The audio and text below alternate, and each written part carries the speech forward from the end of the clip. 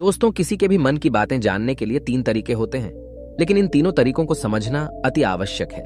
यदि आप इन तीनों तरीकों को समझ लेते हैं तो आप किसी के भी मन की बातें बड़ी ही आसानी से जान सकते हैं, समझ सकते हैं। तो चलिए इसे एक बुद्ध कहानी के माध्यम से समझते हैं कि किस तरह से आप दूसरों की मन की बातें जान सकते हैं, समझ सकते हैं। बहुत समय पहले की बात है। एक छोटा सा गांव था।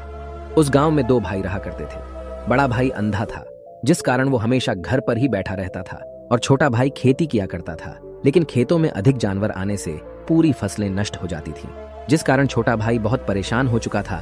तभी उसे एक तरकीब सूझी। एक दिन उसने सोचा, खेतों में से इन जानवर को भगाने के लिए क्यों ना मैं अपने बड़े भाई की मदद लूं। वैसे भी बड़े भैया अंधे हैं, अगर वह खेत में बैठे रहेंगे और जानवरों की आहट आने पर वो उन्हें जोर से चिल्लाकर भगा सकते हैं, जिससे हमारी फसलें बच सकती हैं। इसलिए उन्हें मैं खेत में बिठा देता हूं। ये सब सोच विचार करने के बाद उसने अपने खेत में ही एक छोटी सी झोपड़ी तैयार की और अपने अंधे भाई को उस खेत में बिठा दिया और उनसे कहा, भैया, यदि कोई जानवर की आहट आपको सुनाई दे तो आप जोर जोर से चिल्लाना। ये सुनकर वो जानवर यहां से भाग जाएंगे और हमारी फसलें नष्ट होने से बच जाएगी। बड़ा भाई अपने छोटे भाई की बात मान लेता है और वो उस दिन से खेत में ही रहना शुरू कर देता है। जब भी किसी जानवर की आहट उसे सुनाई देती तो वो तुरंत जोर जोर से चिल्लाना शुरू कर देता, जिससे वो जानवर उसके खेतों से भाग जाते। ऐसा करते करते कई दिन बीत चुके थे। तभी एक दिन उसके खेत में एक हिरण भागता हुआ आता है और वह खेत के बांध को तोड़कर वहां से भाग गया। लेकिन उसी हिरण का पीछा करते हुए एक राजा भी उस खेत में आ पहुंचा। तभी राजा की नजर उस अंधे भाई पर पड़ती है। राजा उस व्यक्ति से कहता है, देखो, मैं यहां पर एक जानवर का पीछा करते हुए आया हूं। क्या तुमने उस जानवर को यहां पर देखा है? इस पर वो व्यक्ति कहता है, हे राजन, मैं तो अंधा हूं, मैं भला किसी जानवर को कैसे देख सकता हूं। लेकिन मैं आपको इतना जरूर बता सकता हूं कि जो जानवर मेरे खेतों से होकर भागा है वो आपके लायक नहीं है। आप उसके पीछे अपना समय यूं ही व्यस्त कर रहे हैं। राजा उस अंधे व्यक्ति की बात सुनकर बड़ा अचरज में पड़ गया। वो ये सोचने लगा कि आखिर ये तो अंधा है, फिर इसे कैसे पता कि जिस हिरन को मैं तलाश रहा हूं वह हिरन मेरे लायक है ही नहीं। ये अंधा व्यक्ति मुझे कैसे बता सकता है? तभी राजा उस अंधे व्यक्ति से कहता है, कहीं तुम मुझसे झूठ तो नहीं कह रहे? एक तरफ तुम ये कहते हो कि तुम अंधे हो और दूसरी तरफ तुम ये भी कह रहे हो कि जो जानवर यहां से भागा है वो मेरे लायक नहीं है। इस पर वो अंधा व्यक्ति कहता है, हे राजन, जिसे आप एक हिरण समझ रहे हैं, असल में वो एक हिरण नहीं है, बल्कि एक हिरणी है, और वो भी गर्भवती है। और जहां तक मुझे ज्ञान है, मैंने कभी किसी राजा को किसी गर्भवती हिरणी का शिकार करते हुए नहीं सुना है। और इसी कारण मैं आपसे ये कह रहा हूं कि वो हिरणी आपके लायक नहीं है। आप उसके पीछे अपना समय व्यर्थ ना करें। यह सुनकर राजा और भी अचरज में पड़ गया। वो ये सोचने लगा कि आखिर ये अंधा आदमी ये कैसे जान सकता है कि वो हिरणी है और गर्भवती है। राजा कुछ देर सोच विचार करने के बाद अपने सेनापति से कहता है, सेनापति जी, मुझे वो जानवर जिंदा चाहिए, क्योंकि मुझे यह पता करना है क्या वह हिरणी है और क्या वह गर्भवती है। क्योंकि यह अंधा आदमी बहुत विश्वास के साथ कह रहा है और मुझे इस बात की पुष्टि करनी है।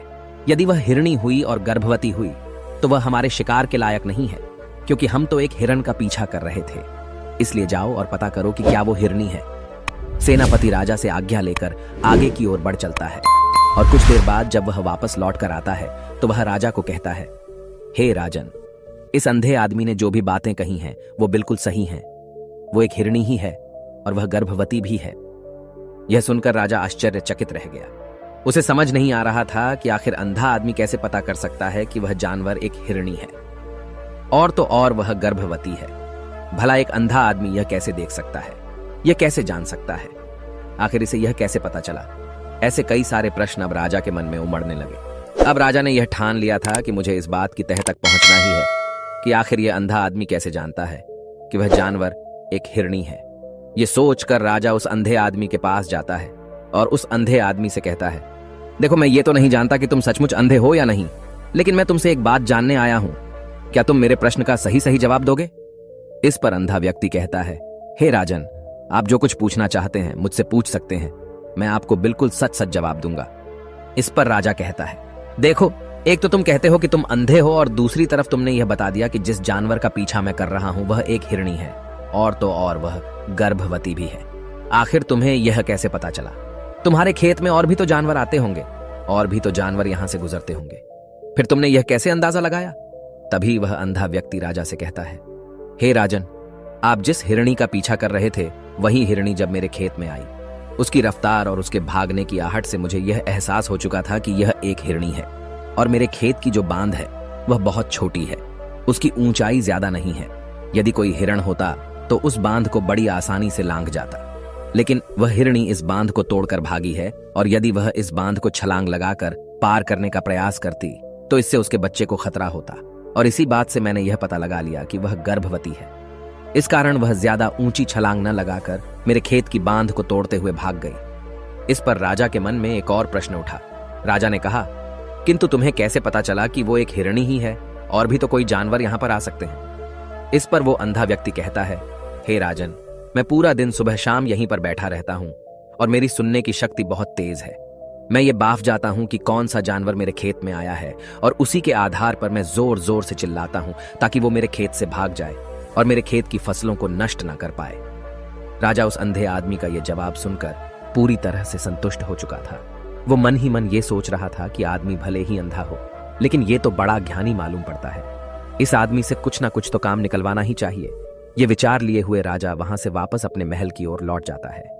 राजमहल पहुंचते ही राजा उस अंधे व्यक्ति से कहता है, आप तो बड़े ज्ञानी व्यक्ति है, आपको किसी भी बात का पता बड़ी आसानी से चल जाता है। आज मैंने आपको यहाँ पर इसलिए बुलाया है क्योंकि मैं आपसे ये जानना चाहता हूँ कि मेरी पत्नी पतिव्रता है या नहीं। इस पर वो अंधा व्यक्ति कहता है, हे राजन, ये कैसा प्रश्न हुआ। इस पर राजा कहता है, मैंने आपसे बिल्कुल उचित प्रश्न किया है, मुझे इस प्रश्न का उत्तर दीजिए। इस पर वो अंधा व्यक्ति कहता है, हे राजन, ये सारी बातें जाने दीजिए। आपकी शादी को इतने साल बीत चुके हैं और अब आप ये बात क्यों जानना चाहते हैं? आपके मन में ऐसे प्रश्न क्यों उठ रहे हैं? इस पर राजा जिद करते हुए कहता है, देखिए, आपको मुझे इस प्रश्न का उत्तर तो देना ही होगा। यदि आप मुझे इस प्रश्न का उत्तर नहीं देंगे तो मैं आपको मृत्युदंड दे दूंगा। राजा के मुख से यह बात सुनकर वो अंधा व्यक्ति कहता है, हे राजन, यदि आप इस प्रश्न का उत्तर चाहते हैं तो उसके लिए आपको मेरा एक काम करना होगा। राजा कहता है, बोलो, मुझे क्या काम करना होगा? इस पर व्यक्ति कहता है, इसके लिए आपकी पत्नी को मेरे साथ कमरे में अकेले छोड़ना होगा। उस अंधे व्यक्ति की यह बात सुनकर राजा पहले तो क्रोधित हो जाता है, लेकिन फिर कुछ सोच विचार करने के बाद वह उस व्यक्ति की बात मान लेता है और अपने सेनापति को आदेश देता है, सेनापति जी, इस व्यक्ति को और मेरी पत्नी को एक कमरे में कुछ देर के लिए अकेला छोड़ दे। सेनापति बिल्कुल वैसा ही करता है। अब राजा की पत्नी और अंधा आदमी एक कमरे में बंद हो चुके होते हैं। तभी वो अंधा आदमी राजा की पत्नी से कहता है, मुझे आपको छूना है। इस बात पर रानी अत्यधिक क्रोधित हो जाती है और उस अंधे आदमी को वो पकड़ पकड़ कर पीटने लगती है, कभी हाथों से तो कभी लातों से तो कभी पटक पटक कर। इस तरह से उन्होंने उस अंधे आदमी की खूब पिटाई की। उसके बाद किसी तरह से वह अंधा आदमी अपनी जान बचाकर वहां से भाग निकलता है और वह राजा के पास पहुंचता है और वह राजा से कहता है, हे राजन, आपकी पत्नी पतिव्रता नहीं है। यह बात सुनकर राजा अत्यधिक क्रोधित हो उठता है और राजा अपनी तलवार निकालकर सीधा अपनी पत्नी की ओर जाता है और क्रोधित होकर वह अपनी रानी से कहता है, रानी जी, आज मैं जो भी सवाल आपसे करने वाला हूं उसका मुझे सच सच जवाब दीजिएगा, और यदि आपने एक शब्द भी झूठ कहा तो मैं आपका अभी के अभी सर धड़ से अलग कर दूंगा। तभी आगे वह राजा कहता है, मुझे बताइए, क्या आप पतिव्रता हैं या नहीं? इस पर रानी कहती है, हे राजन, आप भले ही मुझे जान से मरवा दीजिए, लेकिन मैं पतिव्रता नहीं हूं। राजा यह बात सुनकर बहुत खुश हुआ क्योंकि उस अंधे आदमी ने जो भी कहा था वह बिल्कुल सच था। यह बात सुनकर तुरंत ही राजा उस आदमी के पास पहुंचता है और आकर उस अंधे आदमी से कहता है, तुम्हें कैसे पता चला कि मेरी पत्नी पतिव्रता नहीं है? इस पर वह अंधा आदमी कहता है, हे राजन, बड़ी सीधी सी बात है। मैंने तो आपकी पत्नी से बस इतना ही कहा था कि मुझे आपको छूना है, और इस बात पर वह इतना क्रोधित हो उठी कि उन्होंने गुस्से में आकर मुझे लात घूंसों से पीटना शुरू कर दिया। और भला कोई औरत किसी और मर्द को कैसे छू सकती है? लेकिन उन्होंने न आव देखा न ताव, बस लात घूंसे मुझ पर बरसाने शुरू कर दिए। वह भी तो एक छूना ही हुआ, और एक पतिव्रता नारी कभी भी पराये मर्द को नहीं छूती। जब मैंने उसे छूने के लिए कहा था तो वह उस वक्त मुझे मना कर सकती थी, लेकिन उन्होंने तो मुझे पीटना शुरू कर दिया और देखते ही देखते उन्होंने मेरे पूरे शरीर को छू लिया। अब आप ही बताइए, ऐसी स्त्री भला पतिव्रता कैसे हो सकती है? इस पर राजा कहता है, तुम तो बड़े ज्ञानी मालूम पड़ते हो। अच्छा ठीक है, चलो तुम मेरे एक प्रश्न का और जवाब दो। यदि तुमने मुझे इस प्रश्न का सही सही जवाब दे दिया तो मैं तुम्हें यहां से जाने दूंगा। आगे राजा उस अंधे आदमी से कहता है कि तुम मुझे यह बताओ, क्या मैं सच में अपने पिताजी का ही बेटा हूं या फिर किसी और का? इस पर वह अंधा भी कहता है, हे राजन, इस बात से आपका क्या लेना देना? आप किसी की भी औलाद हो, आखिर आप हैं तो इस राज्य के राजा, इसलिए इस प्रश्न को जाने दीजिए। लेकिन राजा कहता है, नहीं नहीं, मुझे इस प्रश्न का सही सही जवाब चाहिए, अन्यथा यह प्रश्न मुझे हमेशा परेशान करता रहेगा। इसलिए मैं इसका सही सही जवाब जानना चाहता हूं। यदि तुम इसका सही सही जवाब दे देते हो तो तुम यहां से जा सकते हो, मैं तुम्हें नहीं रोकूंगा। इस पर वह अंधा आदमी कहता है, हे राजन, इसके लिए तो मुझे आपके मां के पास भी जाने की कोई आवश्यकता नहीं है। मैं आपको अभी अभी यह बता सकता हूं कि आप किसकी औलाद हैं, लेकिन उससे पहले मैं चाहता हूं कि आप मुझसे एक वादा करें कि आप मुझ पर क्रोध नहीं करेंगे। राजन ने कहा, मैं तुमसे वादा करता हूं, मैं तुम पर क्रोध नहीं करूंगा। इसके बाद वह अंधा आदमी राजा से कहता है, हे राजन, आप है तो अपने ही पिता के पुत्र, लेकिन आप पर एक कंजूस सेठ की छाया पड़ी हुई है। यह सुन राजा बहुत क्रोधित हो उठा और वह तुरंत तलवार निकालकर अपनी मां के पास जा पहुंचा। वह वहां पर पहुंचने के बाद अपनी मां से कहता है, मां, मुझे सच सच बताइए, क्या मैं अपने ही पिता का पुत्र हूं या नहीं? यदि आपने मुझे सही सही नहीं बताया तो वह यहीं पर अपने प्राण त्याग दूंगा। मुझे बताओ क्या सच है? इस पर उस राजा की मां कहती है, बेटा, तू है तो अपने ही पिता का पुत्र, लेकिन तुम्हारे ऊपर एक कंजूस सेठ की छाया पड़ी हुई है। जब मैं एक बार नहाने के बाद अपना मुंह आईने में देख रही थी, तभी उस कांच के पीछे मुझे एक कंजूस सेठ नजर आता है और उसी की छाया तुम पर पड़ चुकी है। यह सुन राजा बहुत खुश हो जाता है और वह तुरंत दौड़ा दौड़ा वापस उस अंधे आदमी के पास पहुंचता है और उस अंधे आदमी से कहता है, तुम्हें यह कैसे पता चला कि मुझ पर एक कंजूस सेठ की छाया पड़ी हुई है? इस पर वह आदमी कहता है, हे राजन, आपने मुझसे कई सारे सवाल पूछे जिनका जवाब मैंने आपको सही सही दिया है। यदि कोई और राजा होता तो मुझे इसके बदले में ढेरों सारे इनाम मिल चुके होते, लेकिन अब तक आपने एक फूटी कौड़ी तक नहीं दी है। इस बात से ही मैंने अंदाजा लगा लिया था कि आप बहुत कंजूस हो। यह बात सुनकर राजा जोर जोर से हंसने लगा और कहता है कि आप जो भी मांगेंगे वह मैं आपको अवश्य दूंगा, लेकिन मुझे यह बताओ कि तुम्हें कैसे पता चल जाता है कि कौन सी बात सही है और कौन सी गलत? तुम किसी भी बात का इतना सटीक और सही जवाब कैसे दे पाते हो? इस पर वह अंधा आदमी कहता है, हे राजन, मैं तो वैसे ही अंधा हूं। यदि मेरी आंखें होती तो मैं किसी की भी मन की बातें बड़ी सरलता से जान लेता। मन की एक भाषा होती है और यह भाषा मनुष्य के शरीर के व्यवहार के रूप में देखी जा सकती है। उसकी आंखों से, उसके होठों से, उसके काम करने के तरीके से, उसकी क्रियाओं से पता किया जा सकता है कि उसके मन में क्या चल रहा है। उसके आधार पर हम किसी के भी मन की बातें जान सकते हैं। लेकिन मैं तो अंधा हूं, मैं देख नहीं सकता, इसलिए मैं क्रियाओं से देखता हूं। यदि मुझे कोई बात जाननी हो तो अगले आदमी को कुछ काम देना पड़ता है, जिस पर वह व्यक्ति किस प्रकार काम करता है, किस तरीके से इस काम को करता है, उसके आधार पर ही मैं यह पता कर पाता हूं कि उसके मन में क्या चल रहा है। तभी वह राजा कहता है, तो क्या इसका अर्थ यह हुआ कि मैं भी किसी के मन की बातें जान सकता हूं? इस पर वह अंधा आदमी कहता है, हे राजन, अवश्य आप भी किसी भी व्यक्ति के मन की बात जान सकते हैं, किंतु उससे पहले आपको अपने ऊपर काम करना होगा, और वह काम है अपने मन को शांत करना, अपने मन को वर्तमान में लाना होगा, जिसके लिए मैं आज आपको 3 तरीके बताने वाला हूं। और ये तीनों ही तरीके बड़े ही आसान और सरल हैं। किंतु हे राजन, उससे पहले आपको एक काम करना होगा, अपने मन को एकाग्र करना होगा। जब हम अपने मन को एकाग्र करते हैं, अपने मन को वर्तमान में लाते हैं, तो हम दूसरे के मन की बात जान सकते हैं, क्योंकि वह आदमी अभी भी अपने मन में वर्तमान में ही सोच रहा है, और हमें भी मन को वर्तमान में ही लाना होगा, तभी हम उसके मन की बातें जान सकते हैं। यदि हम अतीत में हुई घटनाओं के बारे में सोच रहे हैं, तो वह जो अगला आदमी वर्तमान में सोच रहा है, वर्तमान में अपने मन में बात कर रहा है, वह हम कैसे जान पाएंगे? क्योंकि हम तो अतीत की घटनाओं में डूबे हुए हैं। इसलिए किसी के भी मन की बात जानने के लिए सबसे पहले हमें हमारे मन को एकाग्र करना होगा, उसे वर्तमान में लाना होगा। आगे वह व्यक्ति राजा से कहता है, हे राजन, जो 3 तरीके मैं आपको बताने वाला हूं, इन 3 तरीकों से बड़ी आसानी से किसी के भी मन की बातें जान सकते हैं। उसके बाद वह अंधा आदमी राजा से कहता है, हे राजन, जो सबसे पहला तरीका है वह है आंखों पर ध्यान देना। किसी व्यक्ति से बात करते वक्त उसकी आंखों में देखना, उसकी आंखों पर ध्यान देना जो सबसे ज्यादा जरूरी है, क्योंकि आंखें बोलती नहीं पर बहुत कुछ कह जाती हैं। यदि हम किसी व्यक्ति की आंखों के इशारों को समझना सीख जाएं, हम यह जान पाएंगे कि व्यक्ति के दिमाग में क्या चल रहा है, वह क्या सोच रहा है और अभी वह क्या करने वाला है। मेरे पास आंखें नहीं हैं, लेकिन मैंने अपने गुरु से यह विद्या सीखी है, क्योंकि बहुत सालों पहले मेरे पास आंखें थीं और मैं उस वक्त लोगों के मन की बातें केवल उनकी आंखों से ही जान लेता था। इसलिए यदि आप भी दूसरों की मन की बातें जानना चाहते हैं, तो आपको भी उनकी आंखों पर गौर करना चाहिए, जैसे कि उनका आकार कैसा है, वह कब, कहां और किधर देख रहे हैं। यदि उसकी आंखें यहां वहां घूम रही हैं, जब आप उससे बातें कर रहे हैं, तो वहां वह इधर उधर मोड़ रहा है, कभी ऊपर तो कभी नीचे या कभी आसपास, या फिर उसकी आंखें खुश नजर आ रही हैं या फिर आंखें निराश नजर आ रही हैं। जैसे कि चोर होता है, उसकी आंखों में जब हम देखते हैं तो हमें यह पता चलता है कि अगले आदमी ने कोई गलती की है। ठीक उसी प्रकार जब हम किसी चालाक व्यक्ति की आंखों में देखते हैं तो आपको पता चलेगा कि उसकी आंखों में एक भाषा होती है। एक बहुत ही सीधा और आसान तरीका होता है।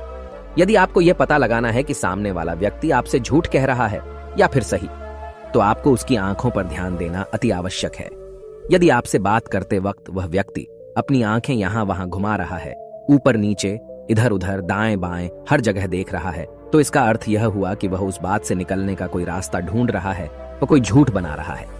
यदि सामने वाला व्यक्ति आपसे कुछ झूठ कहने का प्रयास कर रहा है तो वह आपसे नजर नहीं मिलाएगा। वह यहां वहां देखेगा, ऊपर नीचे देखेगा, लेकिन वह आपकी आंखों में आंखें डालकर कभी नहीं देख पाएगा, क्योंकि उसे डर है कि यदि उसने आपकी आंखों में आंखें डालकर देखी तो उसका झूठ पकड़ा जाएगा और लोगों को सच्चाई का पता चल जाएगा। और इसी प्रकार कुछ और भी भाषाएं होती हैं। जब आप किसी की आंखों में आंखें डालकर यह देखना शुरू कर देंगे कि उसके हाव भाव क्या है, ठीक उसी प्रकार चेहरे के हाव भाव होते हैं, जिससे हम मन की बातें बड़ी आसानी से समझ सकते हैं और इन्हें भी समझना बहुत जरूरी है। कभी कभी कोई व्यक्ति अपने चेहरे से जैसे आंख, होंठ और बहुत से कुछ अलग अलग व्यवहार करता है। यदि आप किसी व्यक्ति के चेहरे में गौर करेंगे तो आप आसानी से समझ पाएंगे कि वह व्यक्ति निराश है, जब व्यक्ति बहुत उदास है, या फिर वह बहुत खुश है, या फिर उसे कोई बहुत बड़ा दुख है। वह अपने अंदर क्या महसूस कर रहा है, ये सारी बातें हम उसके चेहरे के हाव भाव से पता कर सकते हैं। फिर चाहे इंसान जुबान से कुछ बोले या ना बोले, लेकिन आप उसके चेहरे से सब कुछ पता कर सकते हैं। आगे व्यक्ति राजा से तीसरा तरीका बताते हुए कहता है, हे राजन, इसी प्रकार तीसरी भाषा भी है, अर्थात तीसरा तरीका भी है, और वह है हाथों के इशारे और शरीर का व्यवहार। मन की बात समझने के लिए हमें हाथ के इशारे और शरीर के व्यवहार को समझना बहुत आवश्यक है। कोई व्यक्ति जब बात करता है तो आपने देखा होगा कि वो अपने हाथों को हिलाता रहता है, अपने हाथों से इशारा करता रहता है। बातों के साथ साथ अपना शरीर का जो व्यवहार है, अर्थात बॉडी लैंग्वेज, उसका भी पूरा उपयोग करता है, जिससे हमें यह पता चल पाता है कि वह व्यक्ति हमारी बातों पर कितना ध्यान दे रहा है और उसके मन में क्या चल रहा है।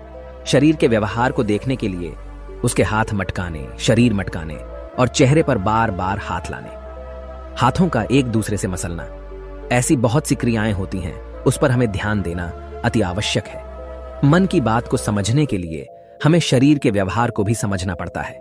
यदि हम इन 3 तरीकों को सही तरीके से ध्यान देकर इन 3 तरीकों को अच्छे से समझ लेते हैं तो हम बहुत जल्दी किसी भी व्यक्ति के मन की बातें बड़ी सरलता और सहजता से जान सकते हैं। इसलिए यदि आपको किसी के मन की बातें जानी हैं तो आपको उसकी आंखों पर, उसके चेहरे पर, उसके शरीर के हाव भाव को और उसके हाथों को ध्यानपूर्वक देखना और समझना होगा, जिससे आप यह समझ पाएंगे कि आखिरकार उसके मन में क्या चल रहा है और वह क्या सोच रहा है। लेकिन उनसे पहले आपको अपने मन को एकाग्र करना होगा, शांत करना होगा और अपने मन को वर्तमान में लाना होगा। तभी आप उस व्यक्ति की इन सभी क्रियाओं पर ध्यान दे पाएंगे, उन्हें समझ पाएंगे। अन्यथा आप यदि अतीत की घटनाओं में व्यस्त हैं, भविष्य की योजनाओं में व्यस्त हैं, तो आप उस व्यक्ति के हाव भाव पर कभी ध्यान ही नहीं पाएंगे और न ही आप कभी यह समझ पाएंगे कि आखिर उस व्यक्ति के मन में क्या चल रहा है, वह क्या सोच रहा है। आपने देखा होगा कि ऐसे कई बड़े संत महात्मा हैं जो बड़ी ही शांति से आपको देखते हैं और आपको देखकर ही ये बता देते हैं कि आपके मन में क्या चल रहा है, आप उनसे क्या जानने आए हैं। और इसका सबसे बड़ा प्रमुख कारण यही है कि वह आपको पढ़ सकते हैं, आपको समझ सकते हैं, आपकी मन की बातें जान सकते हैं, क्योंकि उनका मन एकाग्र है, शांत है, और यही कारण है कि वह आपके मन की बातें बड़ी सरलता से समझ जाते हैं। यदि आपने अब तक पूरी कहानी को सुना है तो मैं आपसे एक छोटा सा अनुरोध करना चाहता हूं। कृपया इस चैनल को सब्सक्राइब करें ताकि मैं आपके लिए और भी ऐसी ही ज्ञान से भरपूर कहानियां लेकर आ सकूं। मिलते हैं एक नई कहानी के साथ अगली वीडियो में।